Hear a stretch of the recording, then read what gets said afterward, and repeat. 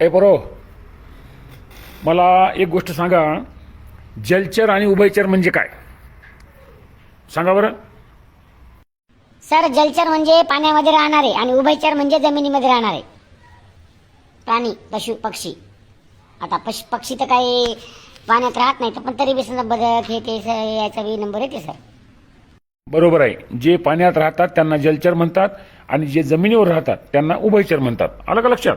हां, आता मला सांगा, 4 पाळीव प्राण्यांची नावे सांगा बरं, जे माणूस आपल्या घरामध्ये, दारामध्ये, गोठ्यामध्ये म्हणजे याचं पालन करतो, असे 4 पाळीव प्राणी. सर मी सांगतो सर. कुत्रा, मांजर, कुत्रा मांजर, गाय आणि नवरा सर, नवरा. अबे वानेर तोंड्या, तुला प्राण्याची नावे सांगायला नवरा काय? नवरा पाळीव असते का? म्हणजे माणूस पाळीव असते का? हा सर, कोण म्हणे तुम्हाला पाळीव नसते? माणूस पाळीवच असते. माई माया बापाला रोज म्हणते आणि रोज म्हणते तुम्ही पाळीव प्राण्यासारखे घरातच बसता, पाळीव प्राण्यासारखे घरातच बसता. मग महाबाप पाळीव नाही तर काय सर? हा, अरे वानेर तोंड्या, ती बोलण्याचे भाग असतात. हा, प्रत्येक बायको आपल्या नवऱ्याला काही ना काही म्हणतच असते.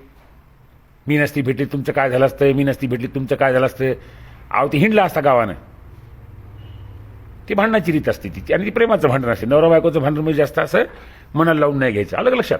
हां सर मला एक सांगा बरं, एका प्रश्नाचं उत्तर द्या.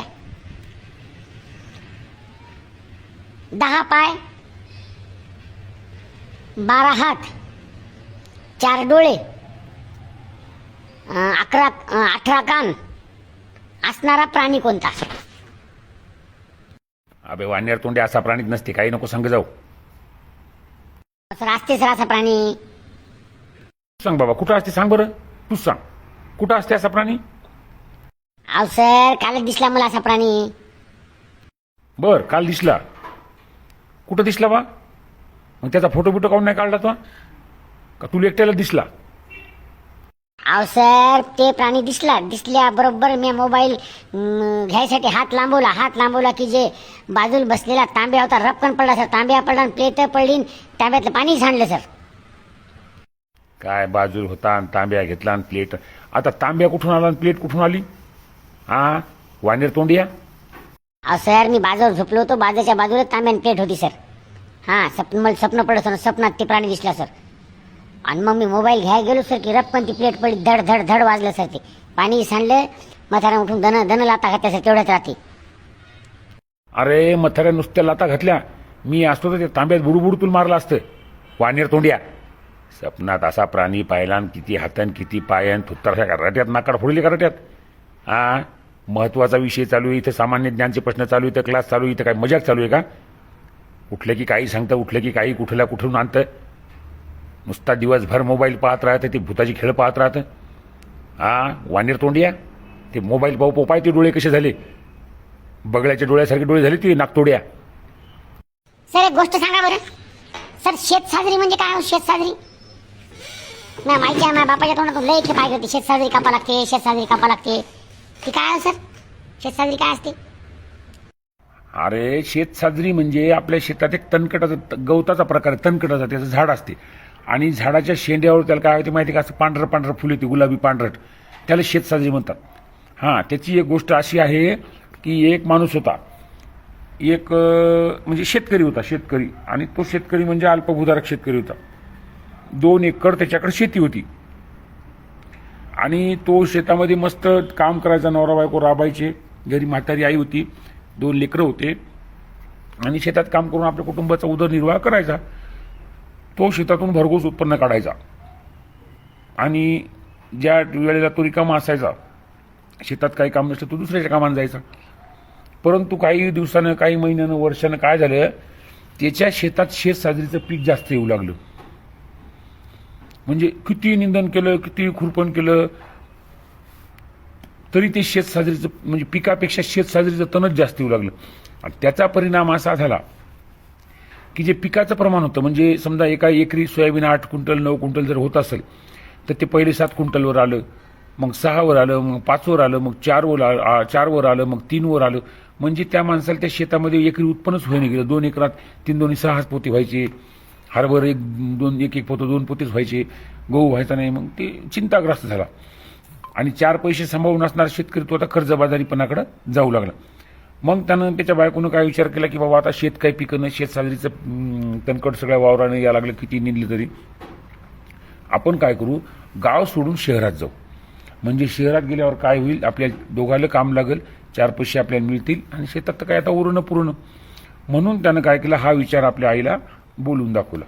आणि मग दोघं सगळ्याचं, आईचं बायकोचं त्याचं सगळ्याचं म्हणणं असं झालं की चला आपण शहरात जाऊ. बरं, शहरात जाण्यासाठी मग त्यांनी काय केलं, सगळा पसारा बिसारा आवरला, जाण्याचा दिवस ठरला. छोटंसं आपला ॲटो केला शहरात जायसाठी भाड्यानं. ॲटो सगळा पसारा टाकला आणि निघले. आता ॲटोत बसायचं की त्याची आई, आणि ते कुलूप लावायला गेला. कुलूप लावायला गेला तर त्याची आई म्हणे, अरे बाबा थांब थांब थांब थांब. ते म्हणले काय थांब म्हणे. मग याला वाटलं आई घरात चालली म्हणजे आईनं काहीतरी जुने एखाद्या थैली मैलीत एखाद्या मडक्यात पैसे बिशे काही ठेवले असतील, सोनं नाणं जरासं किडूक मिडूक. आता म्हातारी माणसं पहिल्या काळ ठेवायची, जपून जपून ठेवायची. मग याची आई आत गेली आणि आईने एक छोटंसं गठुडं आणलं. गठुडं आणल्यावर याने ते पाहिलं. हे म्हणे आई काय आहे? आई म्हणे बाबा हे शेत साजरीचं बी आहे म्हणे. शेतात टाकलं की असं शेत भरून दिसते म्हणे, की लयच ना. आणि मग यानं डोक्यावर हाणून घेतलं की आपल्या शेतात जे शेत साजरीचं तणकट दिवसेंदिवस वाढायला त्याचं कारण काय. तर ही म्हातारी काय करत आहे, ते चांगलं दिसावं म्हणून ते शेत साजरीचं बी फेकच आहे वावरात. आलं का लक्षात? तर ते त्याला शेत साजरी म्हणतात. आणि ही शेत साजरी म्हणजे उपयोग तर काहीच नसतो, परंतु चांगली दिसते. म्हणजे याच्यातून आपल्याला काय शिकायची, आपल्या आजूबाजूला अशीच शेत साजरीसारखी माणसं असतात जी दिसायला असं वाटतं की आपल्या बरोबरच येतं, परंतु त्याचा काहीच आपल्याला उपयोग होत नाही. आलं का लक्षात? सर एकच नंबर गोष्ट सांगितली हो तुम्ही. असतात सर आपल्या आजूबाजूला काय माणसं. हो सर, आपलं चॉकलेट खातात आणि आपल्याच घरी जाऊन आपल्याच बद्दल बोलतात सर.